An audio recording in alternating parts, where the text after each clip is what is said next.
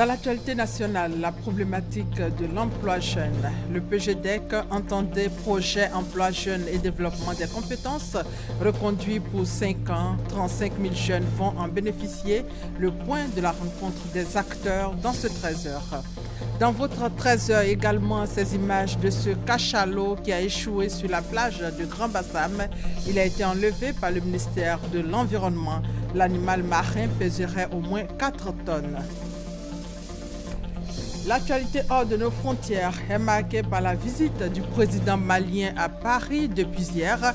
Ce matin, le président français et le chef de l'État malien ont ouvert le forum sur le développement du Mali. Bonjour, bonjour à tous. C'est une bonne nouvelle pour les jeunes encore en quête d'emploi. Le PGDEC entendait projet emploi jeunes et développement des compétences est reconduit pour 5 ans à compter du 30 juin dernier. 35 000 bénéficiaires sont attendus. C'est un projet qui est né il y a plus de 4 ans avec l'appui de la Banque mondiale. Mais avant, tous les acteurs se sont réunis autour de la même table pour voir ce qui a été fait et ce qui reste à faire. C'est à travers un support, un film documentaire dénommé L'emploi espoir. Noël Niagno pour plus de détails. L'espoir d'un emploi, un documentaire de 26 minutes de l'enseignant-chercheur Akindes Francis pour camper l'environnement de l'insertion socio-économique des jeunes. 2 heures d'échange ont permis d'aborder toutes les questions liées à l'employabilité des jeunes, mais surtout souligner les défis à relever. Notamment la question de l'adéquation de la formation d'emploi. Secondo, la problématique de la pression fiscale qui joue sur la capacité des entreprises à absorber plus de jeunes. 3, la problématique de la réorientation des jeunes vers le secteur agricole qui a un fort potentiel, mais les jeunes ne veulent pas retourner à la terre tant qu'ils doivent y retourner pour y travailler comme leurs parents. Au-delà des défis, les participants à cette rencontre d'échange, à savoir chefs d'entreprise, formateurs, bailleurs de fonds, ont indiqué des pistes de solutions. Parmi celles-ci, l'humilité. Lorsqu'on est jeune, on a la vigueur pour nous, on a les bonnes idées pour nous. Donc on se dit on a raison sur tout. Souvent cela peut agacer, ça peut agresser. Et on n'entend pas et on n'écoute pas ceux qui peuvent nous apporter quelque chose. Donc je demanderais aux jeunes d'être humbles. La Banque mondiale, à travers son directeur des opérations, Ousmane Diagana, a salué l'initiative parce que porteur d'espoir pour la résorption du chômage en Côte d'Ivoire. Le PGDEC, projet emploi jeunes et développement des compétences, venu à expiration depuis juin 2015, est reconduit pour 5 ans et attend 35 000 jeunes avec une innovation en direction du monde rural. Le PGDEC financement additionnel va intervenir beaucoup dans le milieu rural, dans le milieu agricole, à travers l'apprentissage, à travers l'entrepreneuriat, les AGM même au niveau agricole, même les travaux à haute intensité des main-d'œuvre, nous allons sortir des grandes villes. La phase 1 du PGDEC a été approuvée en 2011 pour une durée de 5 ans. Sa cible, les jeunes de 18 à 30 ans qualifiés ou non. Concernant les accidents de la route, le tableau que présente l'Afrique est préoccupant. C'est un tableau qui interpelle. En fait, en 2013, c'est environ 1 million de personnes qui sont mortes dans des accidents de circulation dans le monde. Parmi les 5 continents, les routes africaines tuent plus, selon l'OMS, l'Organisation mondiale de la santé. Le compte rendu de Roger Appé et de Gabriel Zani. Les accidents de la circulation continuent de faire ravage dans le monde. En 2013, c'est plus d'1 million de personnes qui ont péri sur les routes, selon un rapport publié lundi par l'Organisation mondiale de la santé, OMS. Selon ce rapport, les routes africaines restent les plus meurtrières des 5 continents. Près de 27 personnes sur 100 000 meurent chaque année dans des accidents. La moitié des victimes est pour la plupart des piétons, des cyclistes et des motocyclistes. Ils représentent 43% des victimes de la route. Chaque année, 1,25 million de personnes meurent sur nos routes. L'insécurité routière est devenue la 8e cause de mortalité dans le monde, tous âges confondus. Mais elle est devenue la première cause de mortalité chez les jeunes, adolescents et jeunes adultes. C'est un désastre créé par l'homme. Ce n'est pas un mystérieux virus qu'on ne sait pas comment traiter. C'est quelque chose que nous avons créé. C'est la façon dont nous nous déplaçons. C'est presque comme si nous décidions délibérément de payer notre déplacement et le transport de nos biens avec 1,2 million de vies et 50 millions de blessés. Les causes de ces drames, selon le docteur Étienne Krug, sont liées au comportement néfaste des usagers, la vitesse, la conduite en état d'ivresse, l'absence de casque et de ceinture de sécurité pour enfants.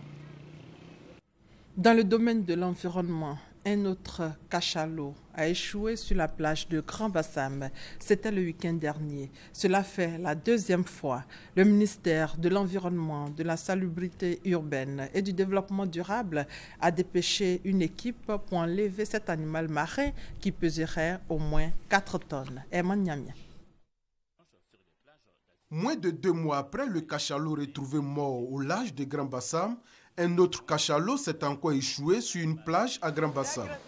Informé, le CIAPOL, le Centre ivoirien anti-pollution, s'est rendu sur les lieux pour procéder à son enlèvement. C'est un cétacé en état de putréfaction avancée dont une bonne partie a été emportée par la mer qui a été retrouvée sur la plage. Interrogé sur les causes réelles de cette situation, le directeur du CIAPOL pense à une pollution sonore. C'est dû probablement aux explorations pétrolières. C'est les ondes qu'on envoie pour pouvoir détecter s'il y a du pétrole. Et ce sont ces ondes-là. Et comme ce sont des experts qui sont très sensibles à ces ondes, c'est une pollution sonore qui fait qu'aujourd'hui, on a ce genre de problème. Moi, je ne pense pas que ce soit une pollution chimique. Le cadavre de ce mastodonte des océans de plus de 4 tonnes, selon les témoins, gisait sur cette plage depuis le samedi 17 octobre dernier. Nous en avons parlé hier sur ce même plateau. Cette fois, c'est en images. Aujourd'hui, c'est la journée mondiale du bégaiement. 70 millions de personnes sont touchées par ce trouble du langage. Le bégaiement est caractérisé par l'interruption, la répétition ou l'hésitation dans la prononciation des mots. Il est possible de le contrôler ou de le guérir par des traitements orthophoniques ou psychologiques. L'actualité nationale reste toujours dominée par les élections.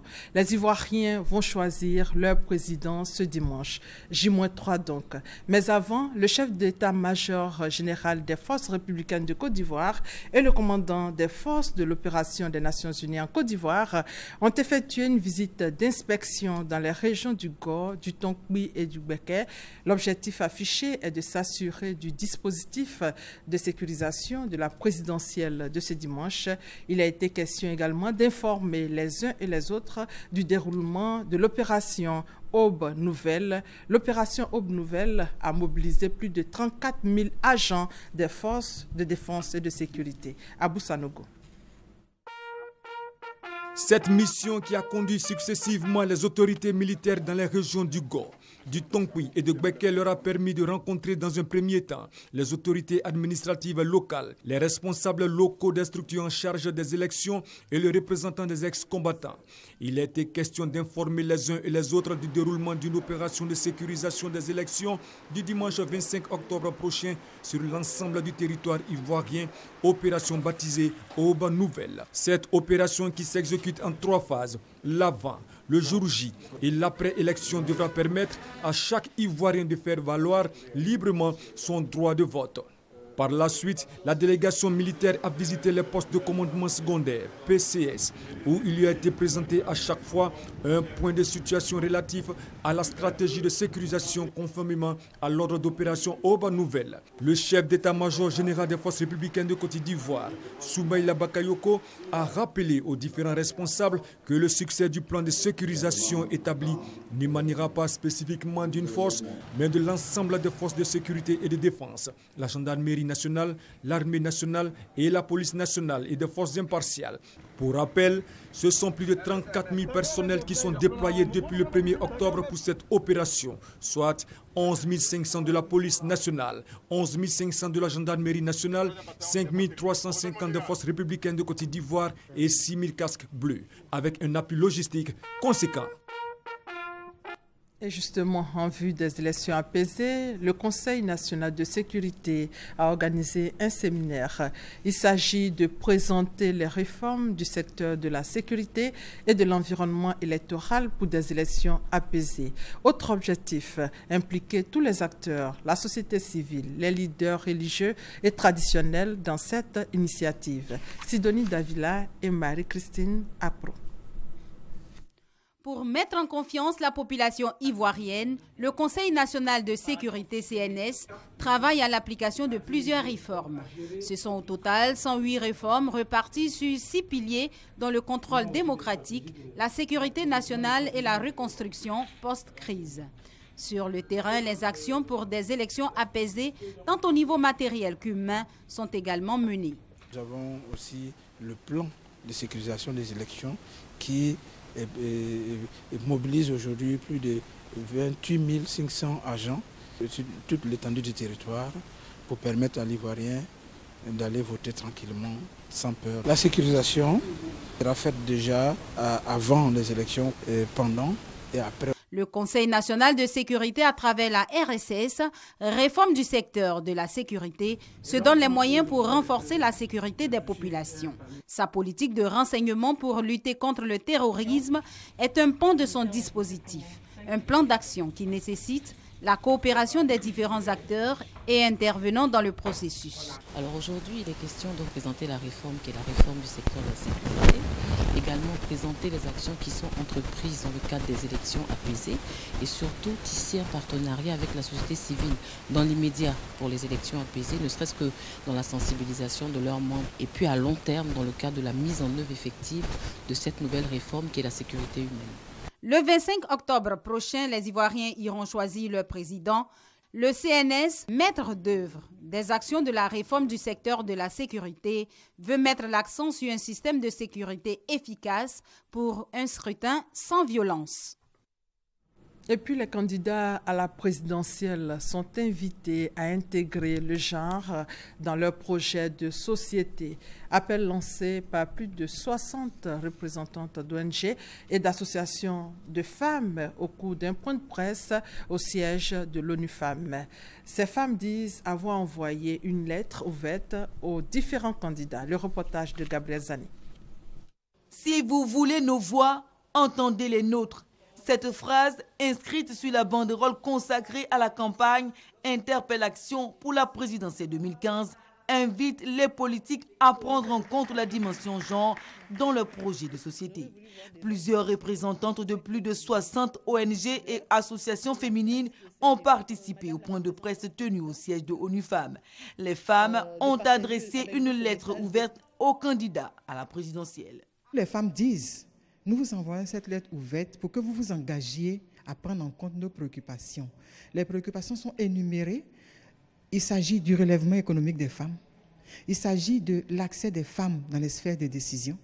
Il s'agit de la santé maternelle et la santé des familles. Il s'agit de l'éducation des femmes. Plus de place pour la femme équivaut à plus d'actions pour l'insertion professionnelle, l'éducation et la santé des femmes. L'initiative de cette campagne est de l'IDA africaine, réseau régional pour l'étude et la formation de leadership féminin, et de GEPALEV, Jean Parité et leader féminin. Ces ONG sont soutenues par ONU Femmes. Les initiatives qui concourent à la promotion de la femme, nous, les Nations Unies et l'ONU Femmes notamment, nous soutenons ce que nous appelons le He for She, lui pour elle. Ce que nous soutenons, c'est des initiatives de partenariat entre les hommes et les femmes. Les mêmes chances pour tous, voilà ce que réclament ces associations et ONG féminines. Pas question pour elles donc de laisser passer l'opportunité qu'offre la campagne présidentielle pour faire entendre leur voix. Les femmes de Yopougon en Dokwa, elles, se sont réunies pour un seul but, sensibiliser pour des élections apaisées en Côte d'Ivoire. Ces femmes invitent les Ivoiriens à voter dans la paix et à surtout respecter le verdict des urnes au soir du 25 octobre. Estelle Brou et Grace Kando.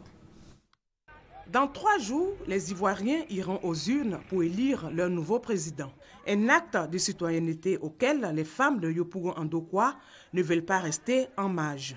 Cette rencontre vise à sensibiliser les femmes pour des élections apaisées. L'enjeu de cette élection, c'est vraiment avoir un niveau de participation record pour assurer toutes les parties prenantes, pour assurer la société civile, pour assurer nos partenaires extérieurs, les bailleurs internationaux, que le calme et la paix sont revenus en Côte d'Ivoire. Occasion également mise à profit pour Mamadou Touré, conseiller du président de la République chargé de la jeunesse et des sports, d'inviter les populations à voter dans le calme. Il faut que les jeunes soient des sentinelles de la paix.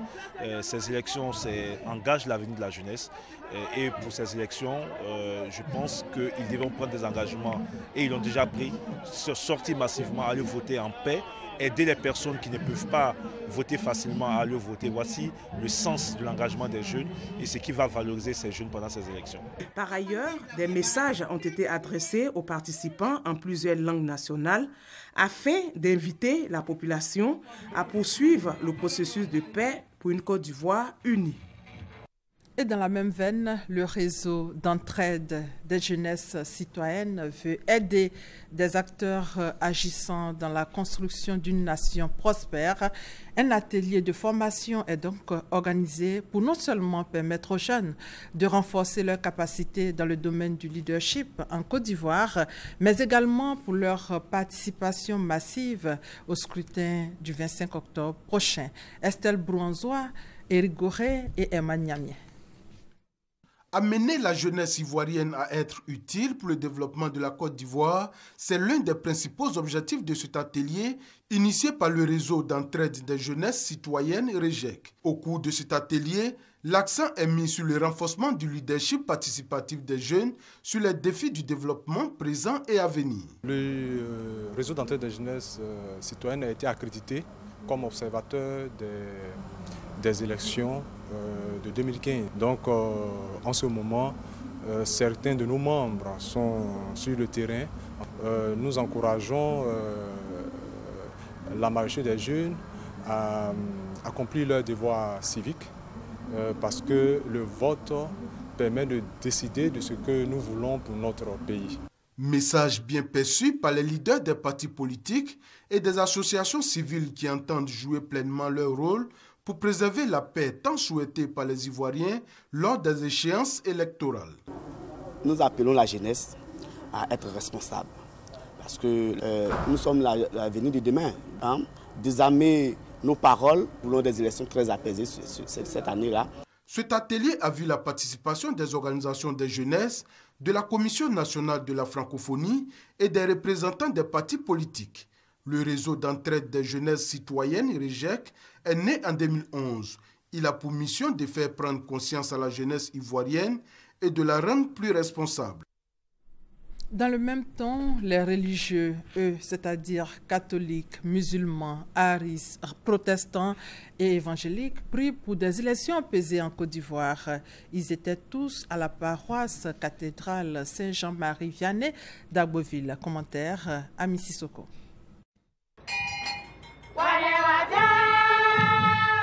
À quelques jours de l'élection présidentielle, catholiques, évangéliques, musulmans, haris et protestants ont uni leurs prières pour des élections apaisées. Ces différentes confessions religieuses l'ont exprimé au cours d'une prière œcuménique à la cathédrale Saint-Jean-Marie Vianney d'Agboville. Prière officiée par Monseigneur Alexis Touabli-Yulo, évêque du diocèse d'Agboville et président de la conférence épiscopale de Côte d'Ivoire. Il a invité chaque fidèle à être un apôtre de la paix. Ô Notre-Dame de la paix, protège la Côte d'Ivoire de ton manteau virginal. Éloigne de ce pays qui t'appartient les forces du mal, pour que la paix et la prospérité règnent dans nos maisons, règnent dans ce pays. Ce qu'on nous demande aux fidèles, c'est d'éviter de se faire instrumentaliser par les politiciens. Donc ils sachent qu'ils ont un devoir civique à faire, et le jour des élections, ils n'ont qu'à les tranquillement voter, et puis ils retournent à la maison, ils vont s'asseoir pour attendre les résultats. Il faut que les candidats évitent de sortir des langages un peu incendiaires. Chaque guide religieux a reçu un rameau qui fait désormais de lui un missionnaire de la paix. Invité d'honneur à cette prière œcuménique, le ministre de la Culture et de la Francophonie, Maurice Kakou Bandaman, s'est réjoui du fait que toutes les confessions religieuses unissent leurs voix en vue de la cohésion sociale et de la paix en Côte d'Ivoire. Des prières sont organisées aussi par les différentes communautés religieuses d'Ivoiriens vivant en France. Après la communauté musulmane, ce sont les différents groupes chrétiens d'Ivoiriens soutenus par les musulmans qui se sont retrouvés à la paroisse Saint-Xavier de Paris pour louer le Seigneur pour des élections apaisées. C'est à l'initiative de l'ambassade de la Côte d'Ivoire en France, nous dit Mamadou Kwasi. Une semaine après la séance de prière et de lecture coranique effectuée par la communauté musulmane des Ivoiriens vivant en France, c'est au tour des Ivoiriens chrétiens de la capitale française de prendre la relève. C'est la paroisse Saint-François-Xavier de Paris qui accueille cette rencontre. Une rencontre qui voit la participation de plusieurs communautés religieuses chrétiennes avec à leur côté des musulmans. Tous ont pendant 2 heures prié et loué le Seigneur pour des élections apaisées en Côte d'Ivoire.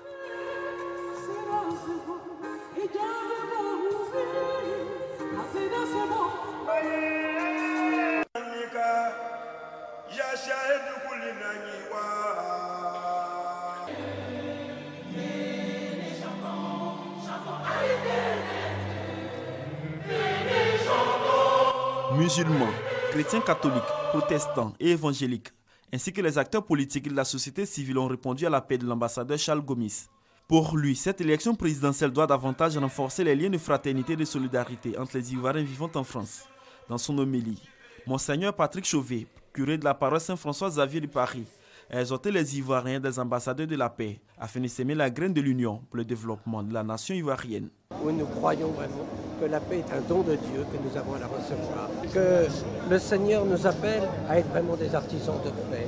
Et je pense que, comme je le disais tout à l'heure, il faut que nous puissions chacun poser un acte de paix. Vous savez, il faut peu de choses pour être des artisans de paix. Ces séances de prière pour une période électorale apaisée sont à l'initiative de l'ambassadeur de Côte d'Ivoire en France pour inviter les Ivoiriens à faire de cette présidentielle de 2015 un moment de fête et surtout que les résultats soient acceptés par tous. Et ils étaient nombreux également cette année, les fidèles chrétiens à se rendre à Lourdes pour le pèlerinage annuel. Ils ont profité de cette occasion pour appeler les Ivoiriens à être des artisans de paix en considérant son prochain justement comme un frère.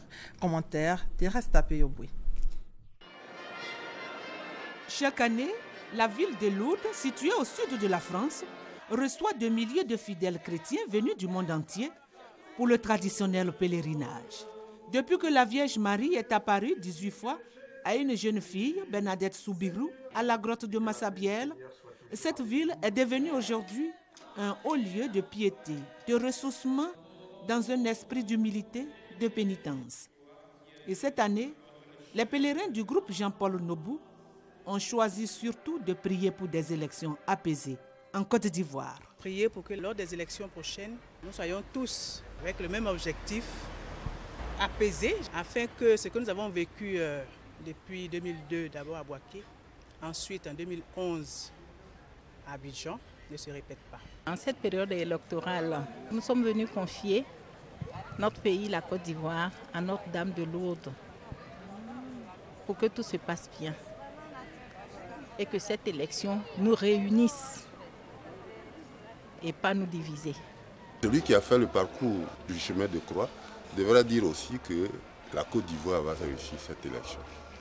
Parce que ça ne sert à rien de se battre. Nous devons veiller et travailler en tant que baptisés à faire en sorte que ces élections se déroulent dans un climat apaisé où on considère l'autre comme un adversaire politique et non un ennemi. Qu'as-tu fait de ton frère? C'est le thème qui a été choisi cette année. Un thème qui invite le chrétien au pardon, à l'amour du prochain. Un thème qui exhorte le chrétien à être un artisan de paix. Et pour la présidentielle de ce dimanche en Côte d'Ivoire, les pèlerins chrétiens d'Israël ont prié pour des élections apaisées. Le point avec Adama Kamagate et Abou Sanogo. Seigneur, guide nos pas, mais surtout adoucis les cœurs des Ivoiriens en cette période électorale. Toi seul peux permettre à notre chère Côte d'Ivoire d'avoir des élections apaisées. C'est en substance les prières que les pèlerins chrétiens ont demandé à Dieu durant leur séjour de culte en Israël. Merci à toute la Côte d'Ivoire entière. Merci pour les pèlerins qui sont allés en pèlerinage pour prier pour la Côte d'Ivoire, pour prier pour notre cher pays. Ce beau pays, nous ne voulons plus de guerre. Le Seigneur nous a permis de monter à Jérusalem. Nous le remercions et nous lui rendons grâce pour tous ses bienfaits. Et qu'il ait sa main sur la Côte d'Ivoire. De retour d'Israël, les pèlerins ont tenu à exprimer leur gratitude au gouverneur du district d'Abidjan, Robert Begremambé, pour l'initiative, celle d'avoir fait d'eux des fidèles heureux. Et ils étaient une cinquantaine à prendre part à ce pèlerinage en terre sainte d'Israël.